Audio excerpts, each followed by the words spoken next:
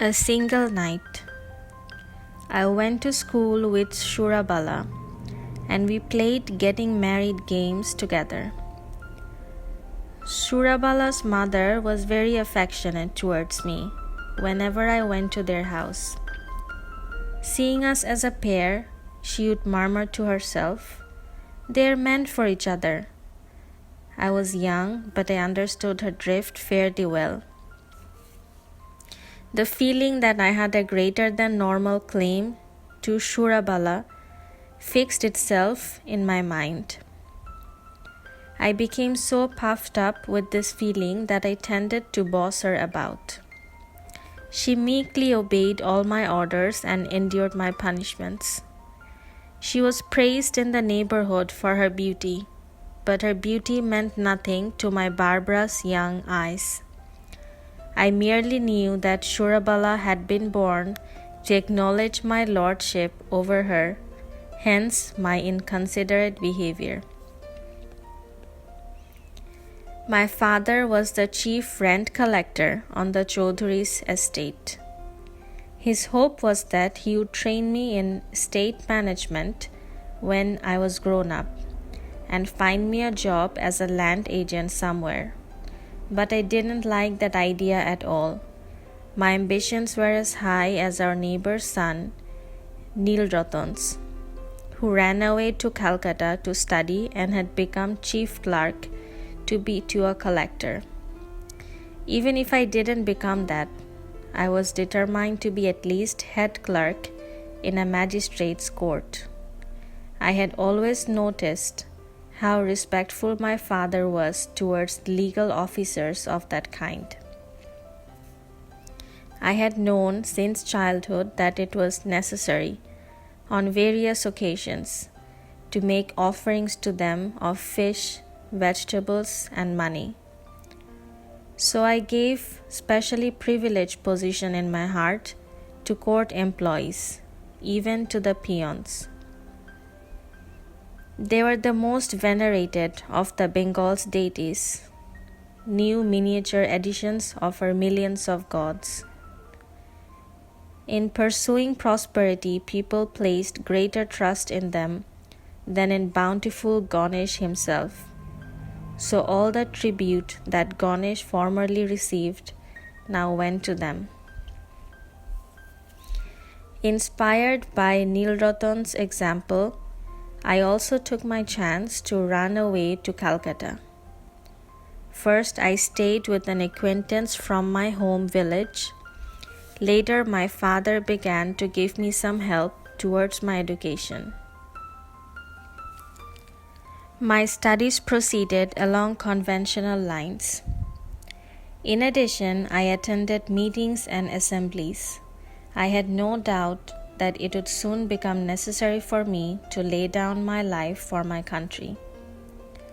But I had no idea how to accomplish so momentous an act, and no one to look to for an example. I was not, however, short of enthusiasm. We were village boys and had not learned to ridicule everything like the smart boys of Calcutta. So our zeal was unshakable. The leaders at our meetings gave speeches, but we used to wander about from house to house in the heat of the day, without lunch, begging for subscriptions, or we stood by the roadside giving out handbills, or we arranged benches and chairs before meetings. We were ready to roll up our sleeves and fight at the slightest word against our leaders. But to smart boys of Calcutta, all this merely demonstrated our rural naivety. I had come to qualify myself to be a head clerk or superintendent, but I was actually preparing to become Mazzini or Garibaldi. Meanwhile, my father and Shurabala's father agreed that I should be married to her. I had ran away to Calcutta at the age of 15, when Shurabala was 8. Now I was 18. In my father's opinion, my marriageable age was elapsing. But I vowed that I would never marry. I would die for my country instead.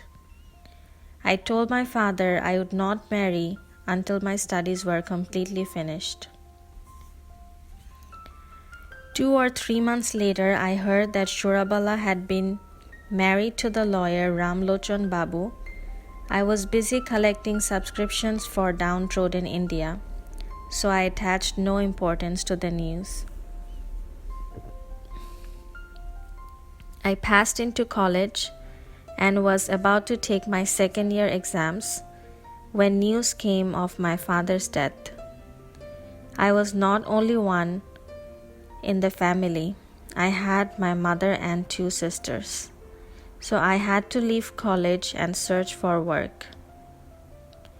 With great difficulty, I managed to get a post as assistant master in a secondary school in a small town in Noakhali district. I told myself I had found the right sort of work. My guidance and encouragement would raise each pupil to be a leader of the new India. I started work. I found that coming exam was much more demanding than the new India. The headmaster objected if I breathed a single word to the pupils outside grammar and algebra. In a couple of months, my enthusiasm had faded away. I became one of those dull individuals who sits and broods when he is at home, who, when working, shoulders his plough with his head bowed, whipped from behind, meekly breaking up earth, content at night to stuff his belly with cattle fodder, no energy or enterprise in him at all. For fear of fire, one of the teachers had to live on the school premises. I was unmarried, so this duty fell upon me. I lived in a hut adjoining the large, thatched school building. The school was rather isolated. It stood next to a big pond. There were betel nut, coconut, and coral trees all around. A pair of huge old neem trees, adjacent to each other and to the schoolhouse itself, gave shade. There is something which I haven't mentioned so far and which for a long time I didn't think worthy of mention. The government lawyer here, Ramlochan Ray, lived quite near our schoolhouse, and I knew that his wife, my childhood companion Shurabala, was there with him. I became acquainted with Ramlochan Babu. I'm not sure if he was aware that as a child I had known Shurabala, and when we met I did not think it appropriate to mention this. I did not particularly think about the fact that Shurabala had at one time been involved with my life. One day during a school holiday, I went along to Ramlochan's house for a chat. I can't remember what we talked about. Probably India's present plight.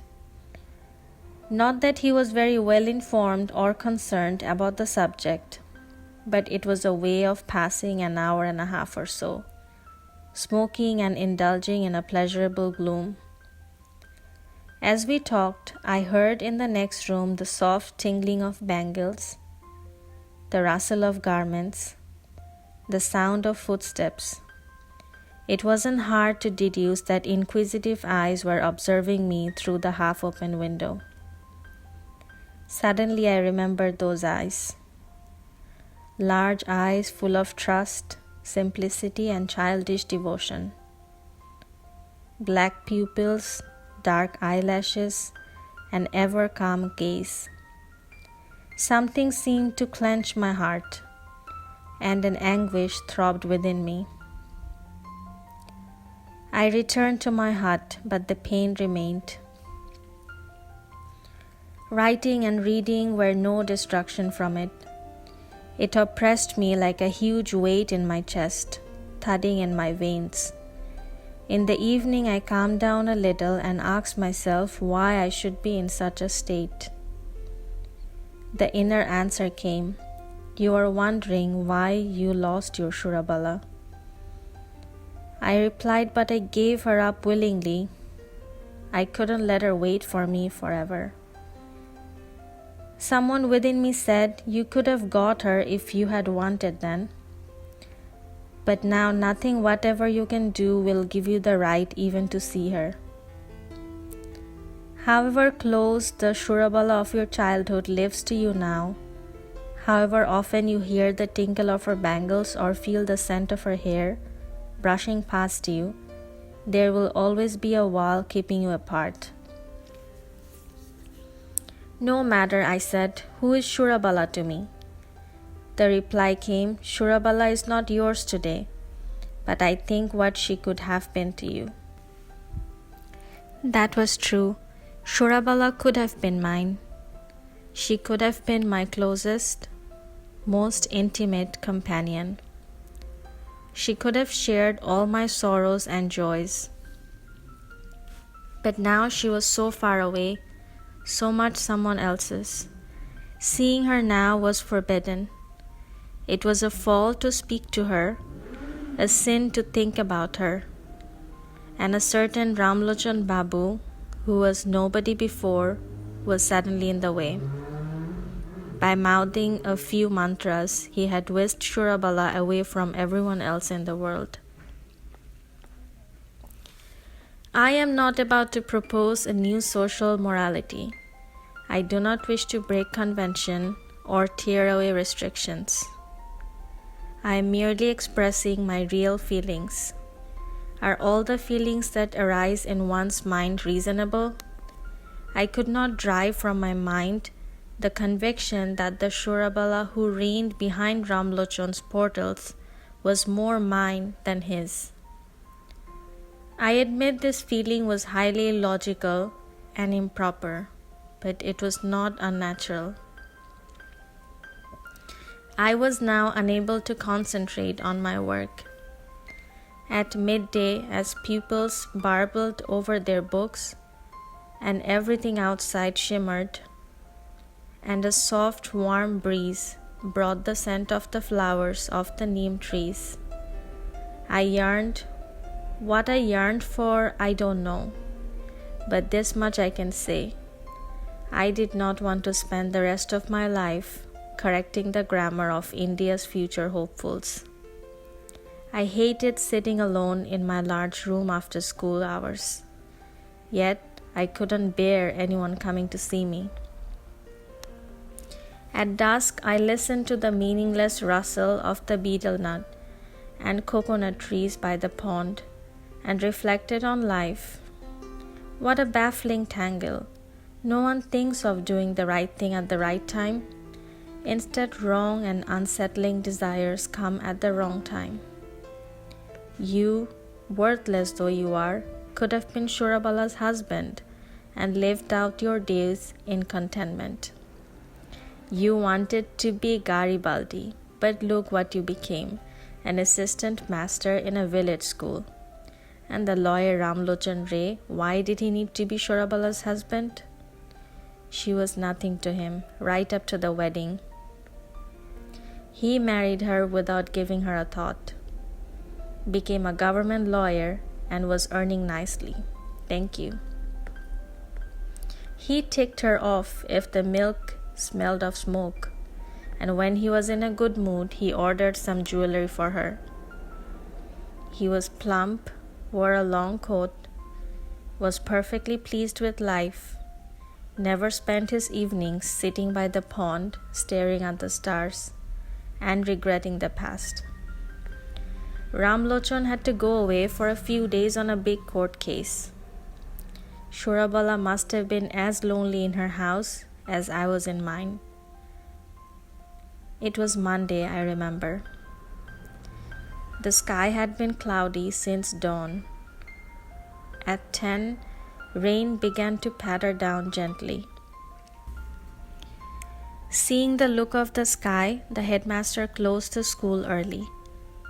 Large chunks of black cloud rolled across the sky all day, as if grandly preparing for something. The next day, torrential rain started in the afternoon, and a storm blew up. It rained harder and harder through the night, and the wind blew more and more fiercely. At first it had blown from the east, but it gradually swung round to the north and northeast. It was pointless trying to sleep that night. I remembered that Shurabala was alone in her house. The schoolhouse was much sturdier than hers. I several times thought of fetching her over to the school. I could spend the night on the raised bank of the pond, but I could not bring myself to do this. At about 1 or 1:30 in the morning, the roar of flood waters became audible. A tidal wave was approaching from the sea. I left my room and went outside. I made my way to Shurabala's house. The bank of the pond was on my way. I managed to wade as far as that, up to my knees in water. I scrambled up onto the bank, but a second wave dashed against it. Part of the bank was about 6 or 7 feet high. As I climbed up onto it, someone else was climbing from the other side. I knew with every fiber of my being who that person was, and I had no doubt that she knew who I was. We stood alone on an island 9 feet long, everything around us submerged in water. It was like the end of the world, no stars in the sky, all earthly lamps extinguished. There would have been no harm in saying something, but no word was spoken. I didn't even ask if she was all right, nor did she ask me. We just stood staring into the darkness. At our feet, deep, black, deadly waters roared and surged. Shurabala had abandoned the world to be with me now.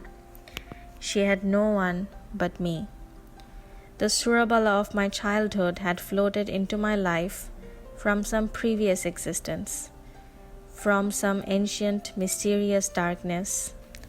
She had entered the sunlight and moonlight of this crowded world to join me at my side.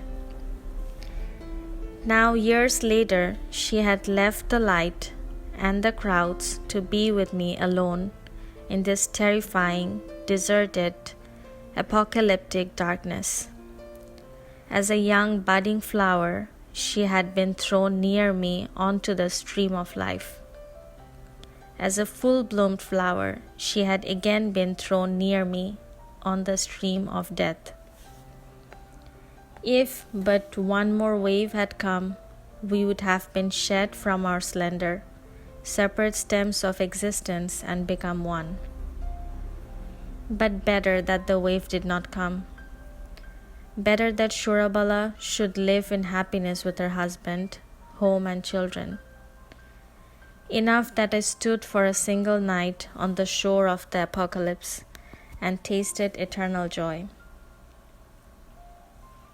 The night was nearly over. The wind died down. The waters receded. Shurabala, without saying a word, returned home, and I also went silently to my room. I reflected. I did not become a collector's chief clerk. I did not become a court clerk. I did not become Garibaldi. I became an assistant master in a rundown school. In my entire life, only once, for a brief, single night, did I touch eternity. Only on that one night, out of all my days and nights, was my trivial existence fulfilled.